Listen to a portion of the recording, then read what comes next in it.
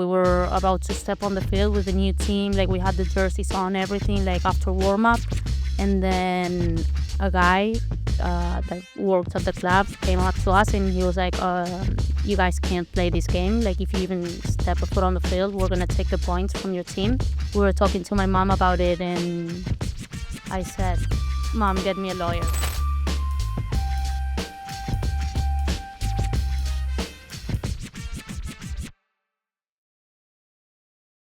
We've got Emilia and Delfina from the women's soccer team here at UMKC. Welcome to the podcast. Two twins. When's your birthday? October 25th. Okay. So soon. Yeah, Very soon. coming up. So you guys are both from Argentina.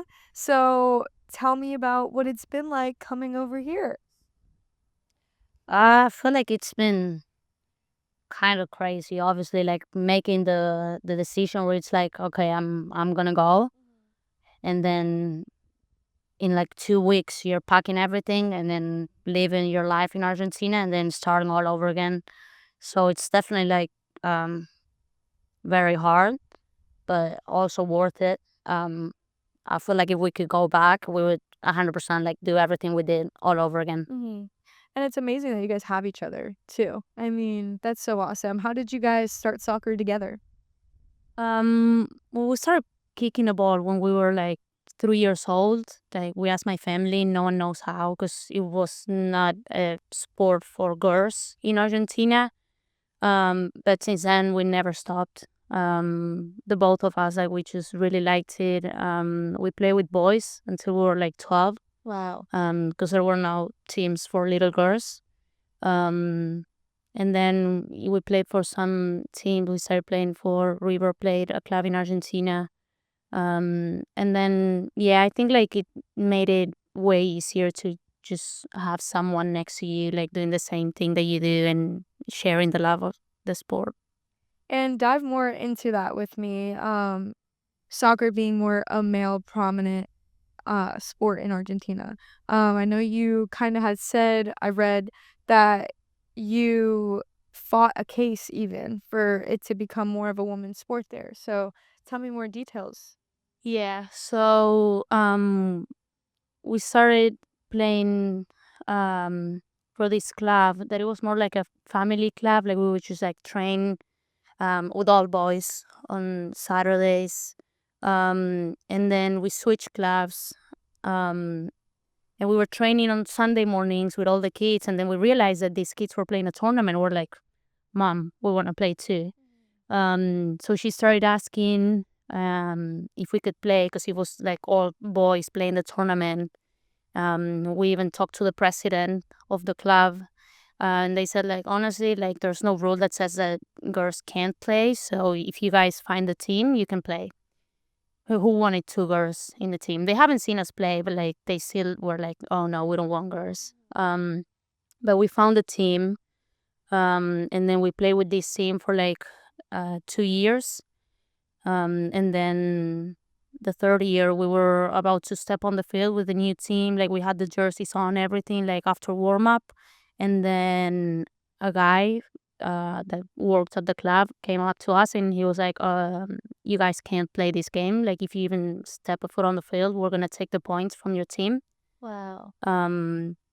So we're like, we were in a very good team, but like we didn't want us to lose a point because of us. So we just went home, cried, and then we were talking to my mom about it, and I said, Mom, get me a lawyer. I don't know where I got that from, honestly. How old were you? 12? Yeah. Wow. And my mom started laughing, and then she was like, you know what? Why not? Like, we were already playing this tournament. They're discriminating us just for being little girls, and all we want to do is play with boys.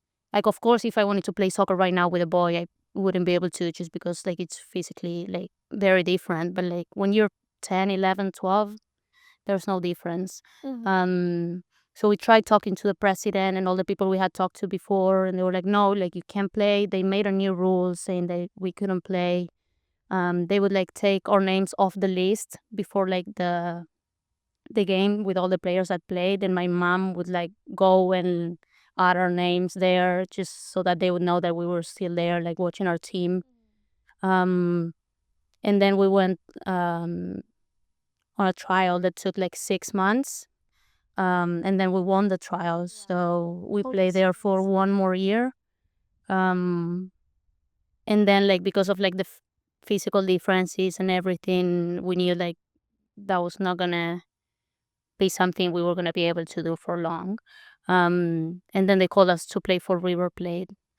They were creating or starting the lower categories for little girls, and it was just the two of us, a girl from Mexico and a girl from Costa Rica. So we started training with them. So you guys created that in Argentina. Have you seen it grow since? Yeah, I feel like I see it on social media now, and they have like the reserve team under 18, 14, under 10, and I'm like, this is like crazy. It's amazing. Obviously, there's a lot more that must be done because like there's still like a big difference between men's and women's everything, like salaries, opportunities, wherever it is in every single country. But I feel like at least from what we see back home, when we started playing, I wish we would have had those opportunities. So of course, it makes me really happy to see the growth. That is so amazing. Holy smokes. You guys literally fought this case and now little girls are able to, train in soccer.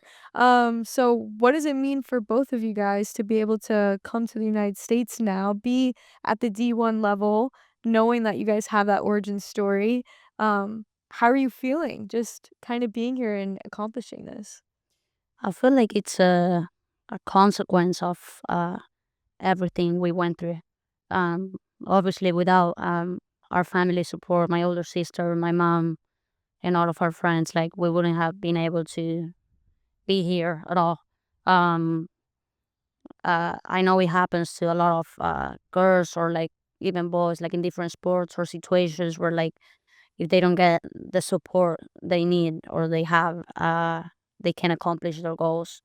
Um, so it really means my mom always told us, if you want to play soccer, you have to go to the US. And we were like, now, like all our friends are here, we're happy. We were playing field hockey, futsal, 11s. So we really loved it there. And then during COVID, Argentina was an absolute mess. Wow.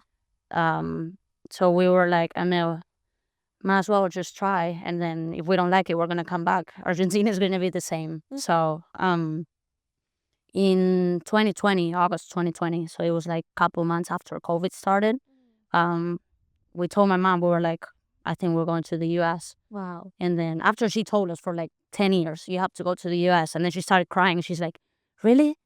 Right? Like she wanted us to come and she loves that we're here. But like when you say that to your mom, it's just like, she couldn't believe it. And then 2 weeks after, we were on a plane coming to the US. So And I had think, you been to the US prior to that, or was it yeah, just visiting. okay? Yeah, for like a week or so on vacation. But it was the first time that we were away from home for more than 2 weeks without my mom, my sister. Like, I mean, I had Delfina, but yeah, it's definitely, I feel like a consequence of the hard work and everything we went through. Mhm. And oh my gosh, what is like the biggest thing about Argentina that people don't know about the country? It just, everyone, like, to me, says that Argentinians are so passionate about everything. Um, yeah, like, I could, like, soccer, like, it's the one thing that, like, it just unites the country and it's crazy. We were at home when we won the World Cup final in 2022, and just like seeing everyone on the streets, celebrating together and just like having fun, setting aside like all the political differences and just everything that's going on in the country, and like a lot of people struggle, but like that moment, just like everyone being together. I can't even explain it. And I feel like we people in Argentina are like that, just like about everything. Like we're just like very passionate. Like when we do something and like very social, and yeah, I don't know. I think it's hard to explain. And if I were to go to Argentina, what do you think the biggest difference would be for me? I think it's socially different. Like in Argentina, people are like closer to each other, and like you just text a friend, you're like, hey, I'm coming over to drink some mate, which is like a tea that we drink, and you just share it with everyone. It's like a traditional thing. Um which is like very united, very like touchy, like always just like hanging out and doing stuff. And that's very different. Like when we first came to the US, we would like greet people and like say hi, and we would like kiss people on the cheek, and everyone was like, whoa. That's so funny. I've heard that before. Yeah, that's how we do in Argentina. Like you just like you don't know anyone, or like you don't know someone, and you just like kiss them on the cheek. You're like, oh hi, nice to meet you. So yeah, it was hard to adjust when we first came here. But I feel like socially there's a big difference. And what is it like being a twin? It's a funny question, but like not. Funny and hard. Yeah. It depends on the day, if you ask me. Um, it has like good and bad things. Obviously, I feel like everything. Um, Coming to the U.S., I don't know if I would have done it by myself.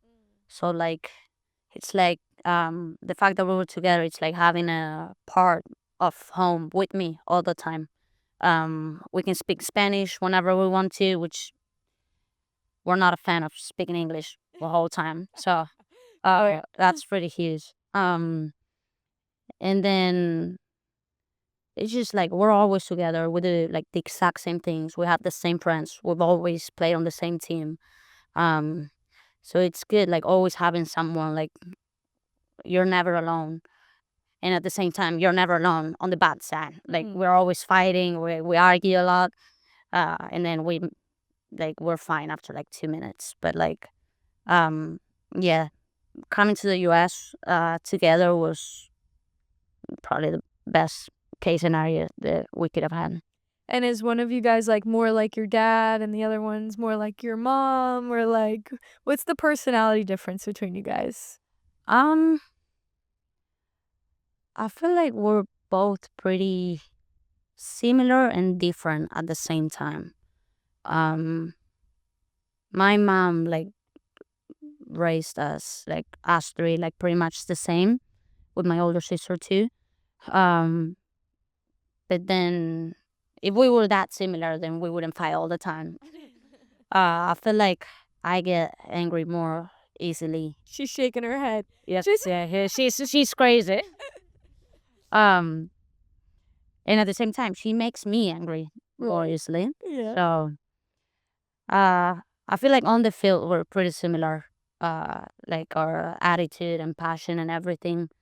Um, and then I don't even know how to explain it, but we're not the same. People think having a twin is like having another you, Right. and it kind of is, but like not really. You're not gonna agree with everything the other person says. Yeah. What's your feedback? Same question. Yeah, she gets more angry. She's crazier.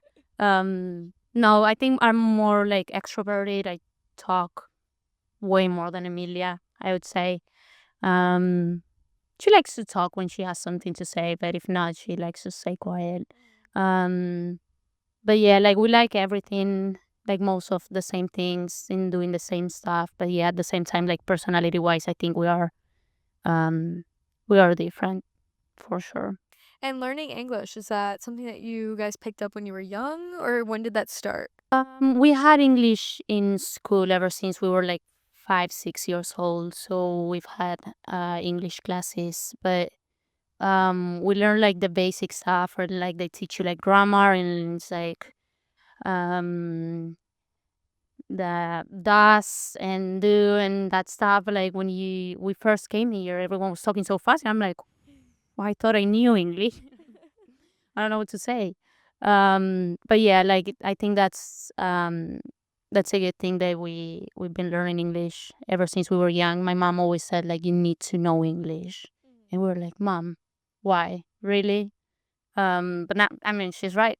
She was always right, and she's like, you guys need to go to the US, and we were like, Mom, no.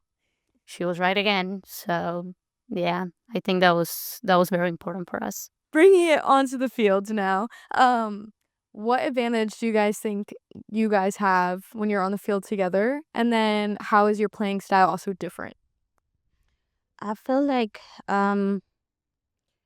we like to we're probably like more technical than the way soccer is played in the US. More passionate. A lot of people say crazy, like the referees, the other teams, players, the coaches, they all hate us. Like we have girls like after the game saying like, "Oh, this," or they wouldn't even like high five us, or like they tell other girls like, "Oh, those twins, I hate them." Yeah, and we just love that. I just love that. um, I feel like we're more passionate. Like we're talking to the girls here, the coaches, and the trainer, and they're like, "I just love you guys. I love how we play." I'm like, this is what I live for. Like we don't know anything else. Like to me, winning a soccer game is the best thing that can happen to me, and losing is the end of the world. Um, and then playing wise, I feel like we know each other so much that I know like what Delfina is gonna do every single time, like where to pass it to her, where to run to get it back. But again, at the same time, if it doesn't go as we expected, Uh-huh. then yeah. Is there any twin telepathy on the field? Like, do you guys kind of feel like connected? I don't know if I will call it. I don't know if I will call it that, but yeah, we do know each other very well. What do you think has been the biggest pivotal moment for you guys that kind of has shaped your perspective? I don't know if there's like one moment, but like just like those all those little moments every time we stepped on the field and they told us you can't do it, we're like, okay, you can say whatever you want, but I'm gonna prove it on the field. Do you not want me there? Okay, make sure that I get beat every single time by your son, Right. that I lose every single ball, and then I swear to God, you're gonna be right. But they never were. Like they, and I'm not saying like we would dribble past 10 players, but like we worked so hard to be there. Um, when we played for that club, that it was like for like families, it wasn't like that competitive. Um, still like we were on a team because like no one wanted us to play for their team, so our team like soccer wise, it was honestly horrible. But like human wise, like the people that were on the team, like we care about each other, like they care about us. Like every time they say something to us, like they would defend us. Like we were just like one, and like maybe we would lose 6-0 every single game, but like we wanted to be there. And I feel like that's how you get better. It would have been a lot easier to just give up and say, okay, we're gonna go play whatever it is, field hockey, that it's pretty big in Argentina for women. um but I feel like just overcoming all those obstacles and the people like trying to bring us down, that just made us love the sport even more and try harder. And I feel like that's a consequence of why we're here.